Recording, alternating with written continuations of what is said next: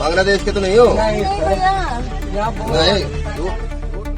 ভারতের উত্তরপ্রদেশে বাংলাদেশি শনাক্তের নামে পুলিশের এক অদ্ভুত কর্মকাণ্ড নিয়ে তীব্র বিতর্ক তৈরি হয়েছে। সম্প্রতি সামাজিক যোগাযোগ মাধ্যমে ছড়িয়ে পড়া একটি ভিডিওতে দেখা যায় এক পুলিশ কর্মকর্তা একজন ব্যক্তির পিঠে মোবাইল ফোন বা যন্ত্রজাতীয় কিছু ঠেকিয়ে তার নাগরিকত্ব যাচাইয়ের দাবি করছেন। ঘটনাটি ঘটেছে বিজেপি শাসিত উত্তরপ্রদেশের কৌশাম্বী থানার এলাকায়। ভিডিওতে দেখা যায় থানার ইনচার্জ ইন্সপেক্টর অজয় শর্মা এক বাসিন্দার পিঠে একটি ডিভাইস ধরে বলেন এটি দিয়ে নাকি নাগরিকত্ব শনাক্ত করা যায়।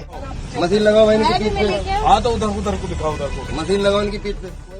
এ সময় তিনি ওই ব্যক্তিকে প্রশ্ন করেন তিনি বাংলাদেশি কিনা। ওই ব্যক্তি স্পষ্টভাবে জানান তিনি বাংলাদেশের নাগরিক নন, বরং বিহারের আরাবিয়া জেলার বাসিন্দা। তবে পুলিশ কর্মকর্তা পাল্টা দাবি করেন তার হাতে থাকা মেশিনে বাংলাদেশি দেখাচ্ছে এবং মিথ্যা বললে তা ধরা পড়ে যাবে বলেও মন্তব্য করেন। এই ভিডিও সামনে আসতেই ভারত জুড়ে নাগরিক হেনস্থা ও পুলিশি আচরণ নিয়ে সমালোচনা শুরু হয়। ঘটনার গুরুত্ব বিবেচনায় গাজিয়াবাদ পুলিশ উচ্চ পর্যায়ের তদন্তের নির্দেশ দিয়েছে।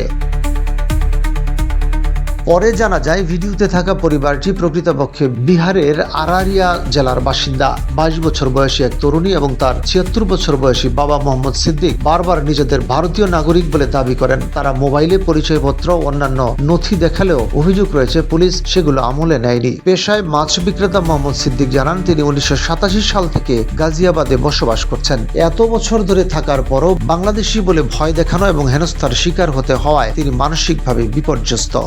आगे बांग्लादेश मशीन तो बांग्लादेश बता रही है।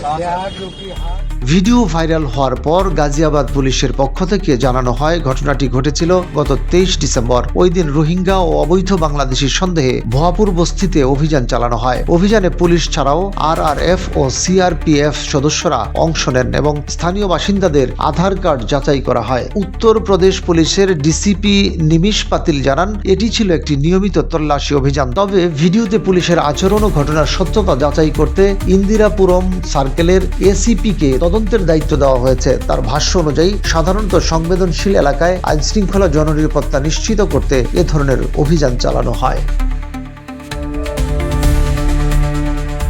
প্রসঙ্গত সাম্প্রতিক মাসগুলোতে শুধু বাংলা ভাষায় কথা বলার কারণেই ভারতের বিভিন্ন রাজ্যে বহু মানুষ হেনস্থার শিকার হয়েছেন বলে অভিযোগ উঠেছে। এর আগে ওড়িশার বাংলা ভাষাভাষী পরিযায়ী শ্রমিকদের উপর নির্যাতনের ঘটনাও আলোচনায় আসে। এমনকি সম্প্রতি পশ্চিমবঙ্গের মুর্শিদাবাদ জেলার এক পরিযায়ী শ্রমিককে প্রাণ বাঁচাতে জঙ্গলে আশ্রয় নিতে হয়েছিল।